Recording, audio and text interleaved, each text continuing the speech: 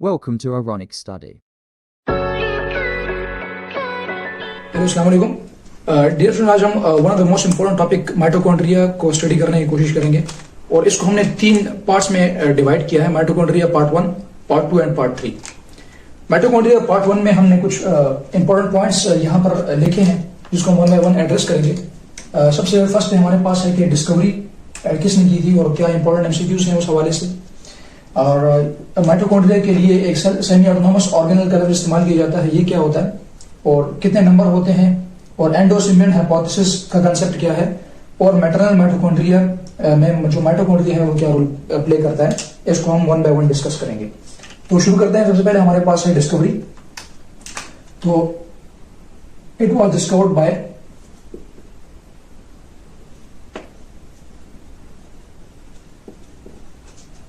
कॉलिकर। इसको सबसे पहले कॉलिकर ने डिस्कवर किया था। और जो इसके अलावा यहाँ पर कुछ इंपॉर्टेंट एमसीक्यूज भी हैं, हम उसको भी डिस्कस करेंगे। इसके लिए मुख्तलिफ टर्म्स इस्तेमाल किए गए थे। पहले माइटोकॉन्ड्रिया तो बाद में आया था, तो काफी टर्म्स इसके लिए पहले इस्तेमाल किए गए, उनको भी हम डिस्कस करेंगे भी। तो टर्म फिला इसके लिए फर्स्ट टाइम यूज किया था, यूज बाय फ्लेमिंग। फ्लेमिंग ने सबसे पहले टर्म फिला यूज किया। फिर इसके लिए एक टर्म यूज किया था बायोप्लास्ट, यूज बाय अल्टमैन। तो ये साइंटिस्ट के नाम भी आप याद रख लें, ये भी काफी दफा एमसीक्यूज में आ जाते हैं। और टर्म माइटोकॉन्ड्रिया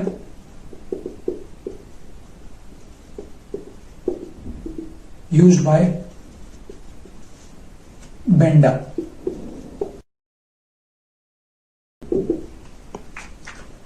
तो यहां पर कुछ ये इंपॉर्टेंट एमसीक्यूज हैं, इसको आप याद रख लें।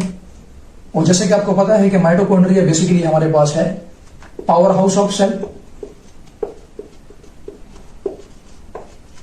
और ये प्रोवाइड करेगा एनर्जी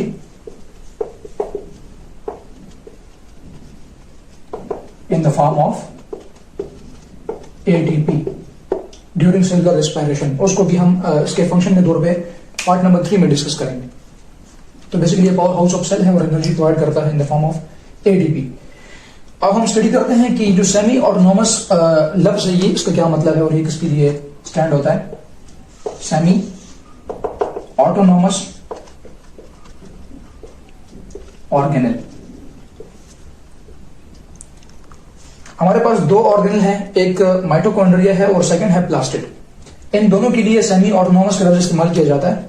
सेमी ऑटोनोमस का मतलब यह है कि ये ऐसे ऑर्गेनल हैं कि इनके पास कुछ ऐसी प्रॉपर्टीज हैं जिसकी वजह से काफी फंक्शन ये खुद परफॉर्म कर सकते हैं।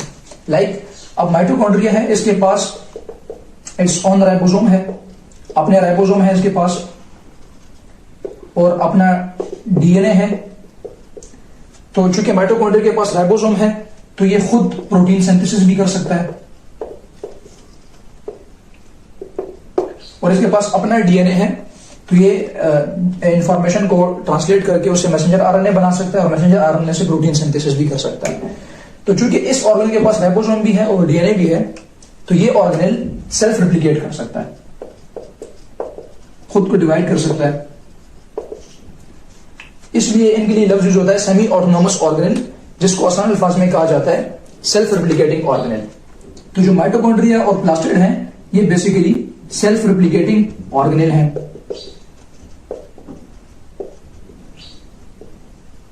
तो यहां पर आप लिखेंगे कि इनके पास अपना राइबोसोम है और अपना सर्कुलर डीएनए है, जिसकी वजह से ये खुद को रिप्लिकेट कर सकते हैं। तो इनको कहते हैं सेल्फ रिप्लिकेटिंग ऑर्गेनल या सेमी ऑटोनोमस ऑर्गेनल। अब हम बात करते हैं नंबर के हवाले से कि किन सेल में कितने नंबर पाए जाते हैं। Point number 3, number. जो सबसे लीस्ट नंबर हमारे पास पाया जाता है वो हमारे पास है 1 माइटोकॉन्ड्रिया पर सेल। एक सेल में एक माइटोकॉन्ड्रिया पाया जा सकता है, और ये कहां पर पाया जाएगा, इन द प्रोटिस्ट्स लाइक क्लोरेला और एंड क्लेमाइडोमोनास, क्लेमाइड डोमोनास एक्सेट्रा। तो एक माइटोकॉन्ड्रिया भी एक सेल में पाया जा सकता है। इसके अलावा एक चंद सेल में ज्यादा माइटोकॉन्ड्रिया भी रिपोर्ट हुए हैं, लाइक 50,000 माइटोकॉन्ड्रिया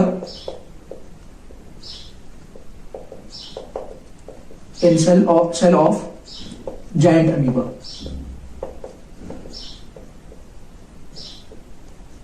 तो एक सेल में एक माइटोकॉन्ड्रिया भी हो सकता है, लाइक लोरेला क्लैमाइडोमोनास जो प्रोटिस्ट के हमारे पास ऑर्गेनिज्म है इस कैटेगरी में आते हैं, और 50,000 माइटोकॉन्ड्रिया भी पाए जाते हैं लाइक जायंट अमीबा।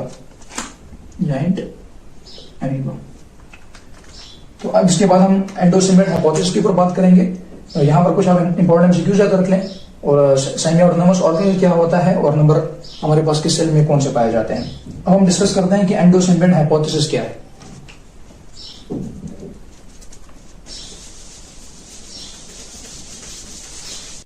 अब हम देखते हैं कि एंडोसिम्बियंट हाइपोथेसिस हमारे पास क्या है। तो एंडो कहते हैं इनसाइड, सिम्बियंट कहते हैं living together. So it is a hypothesis in which a cell that live inside a cell. It's a hypothesis in which a cell lives inside a cell. और इसको प्रपोज किया था हमारे पास अल्टमैन ने। It was proposed by Altman.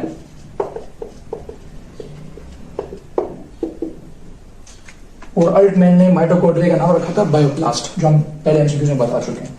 अब ये एंडोसिम्बियंट hypothesis क्या है, तो उसके बारे में कहा जाता है कि सपोज कर लें हमारे पास एक स्मॉल प्रोकैरियोटिक सेल है और एक लार्ज प्रोकैरियोटिक सेल है। अब वो कहते हैं कि जो लार्ज प्रोकैरियोटिक सेल है उसने स्मॉल प्रोकैरियोटिक सेल को एनगल्फ कर लिया। अभी जो लार्ज प्रोकैरियोटिक सेल है उसके अंदर ही स्मॉल प्रोकैरियोटिक सेल आ गया। और आपको पता है कि इसके अंदर हमारे पास जो है वो राइबोसोम पाया जाता है और डीएनए भी पाया जाता है इसके अंदर। उसको हम ऐसे ड्रा कर लेते हैं, ये बेसिकली हमारे पास राइबोसोम है और ये बेसिकली हमारे पास सर्कुलर डीएनए है। तो इस प्रोकैरियोटिक सेल में भी राइबोसोम है और इसके पास भी सर्कुलर डीएनए है और यहां पर भी राइबोसोम है। और जैसे कि आपको पता है कि माइटोकॉन्ड्रिया के अंदर भी सर्कुलर डीएनए और राइबोसोम पाया जाता है। तो जो राइबोसोम हमारे पास प्रोकैरियोटिक सेल में पाए जाते हैं, सेम राइबोसोम हमारे पास माइटोकॉन्ड्रिया के अंदर भी पाए जाते हैं। 70S राइबोसोम प्रोकैरियोटिक सेल में होते हैं और 70S राइबोसोम माइटोकॉन्ड्रिया में होते हैं। तो उन्होंने ये हाइपोथेसिस प्रपोज किया कि चूंकि प्रोकैरियोटिक सेल की जो शेप है और अंदर का जो स्ट्रक्चर है बिल्कुल हमारे पास माइटोकॉन्ड्रिया से सिमिलर है, तो एक लार्ज प्रोकैरियोटिक सेल ने स्मॉल प्रोकैरियोटिक सेल को इनगल्फ कर लिया। जब small prokaryotic cell large prokaryotic cell के अंदर चला गया तो ये जो स्मॉल प्रोकैरियोटिक सेल है ये मॉडिफाई होके फंक्शन करना शुरू हो गया एज अ माइटोकॉन्ड्रिया का, और हमारे पास जो माइटोकॉन्ड्रिया है वो इस तरह वजूद में आ गया। अब ये जो हमारे पास राइबोसोम थे वो इसके अंदर भी पाए जाते हैं, ये सर्कुलर डीएनए यहां पर भी पाया जाता है। तो जो सर्कुलर डीएनए हमारे पास माइटोकॉन्ड्रिया में मौजूद है, जो राइबोसोम मौजूद है, वो बेसिकली स्मॉल प्रोकैरियोटिक सेल के हैं। तो इसे हम कहते हैं एंडोसिम्बियंट हाइपोथेसिस, यानी कि एक सेल का दूसरे सेल के अंदर रहना। तो इसकी वजह से हमारे पास जो माइटोकॉन्ड्रिया है वो आ गया, और बाद में जो लार्ज प्रोकैरियोटिक सेल है ये मॉडिफाई होके यूकैरियोटिक सेल में चेंज हो गया। तो हम ये भी मानते हैं कि जो प्रोकैरियोटिक सेल है वो मॉडिफाई होकर यूकैरियोटिक सेल में तब्दील हो जाते हैं। तो इस थ्योरी का नाम है हमारे पास एंडोसिम्बियंट हाइपोथेसिस। अब हम बात करेंगे मैटरनल माइटोकॉन्ड्रिया के ऊपर। Point number 5, maternal mitochondria.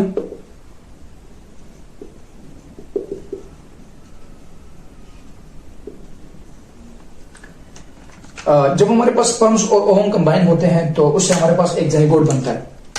आप देख सकते हैं कि ये हमारे पास एक स्पर्म और ये एग कंबाइन हो जाएंगे तो इससे हमारे पास बनेगा एक जाइगोट।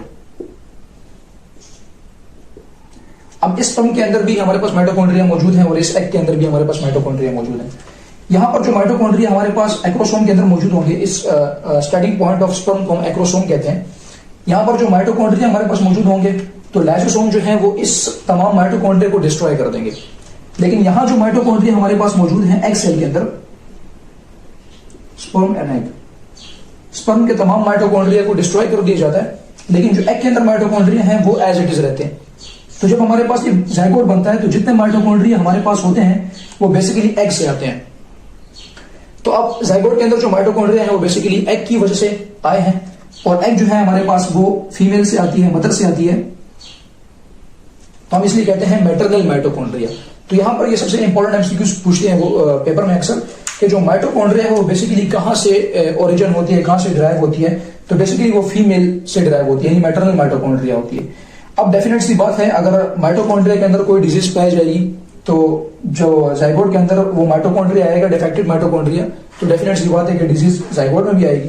तो जो ऑफस्प्रिंग के अंदर माइटोकॉन्ड्रियल डिजीज होगी वो बेसिकली फीमेल से या मदर से ट्रांसफर हुई होगी। तो यहां पर आप एमसीक्यूज याद रख लें कि जो माइटोकॉन्ड्रिया है वो बेसिकली मैटरनल इन ओरिजिन है, यानी कि मदर से ट्रांसफर होती है, और जो माइटोकॉन्ड्रियल डिजीज है वो बेसिकली मदर से ट्रांसफर होती है। तो यहां पर इसका एक कंसेप्ट है। और ये भी याद रख लें कि स्पर्म के अंदर जो माइटोकॉन्ड्रिया मौजूद है वो लाइसोसोम उसको डिस्ट्रॉय कर लेगा और वो आगे ट्रांसफर नहीं हो पाएंगे। तो जो माइटोकॉन्ड्रिया एग के अंदर मौजूद होंगे वही जाइगोट में जाएंगे, और अगर डिफेक्टेड होंगे तो वही जाइगोट के अंदर डिजीज काज करेंगे। तो basically they are maternal mitochondria in origin. तो आज हमने माइटोकॉन्ड्रिया के पार्ट 1 में कुछ बुनियादी बातें डिस्कस की। पार्ट 2 में हम इंशाल्लाह स्ट्रक्चर के ऊपर बात करेंगे। Thanks for watching our video.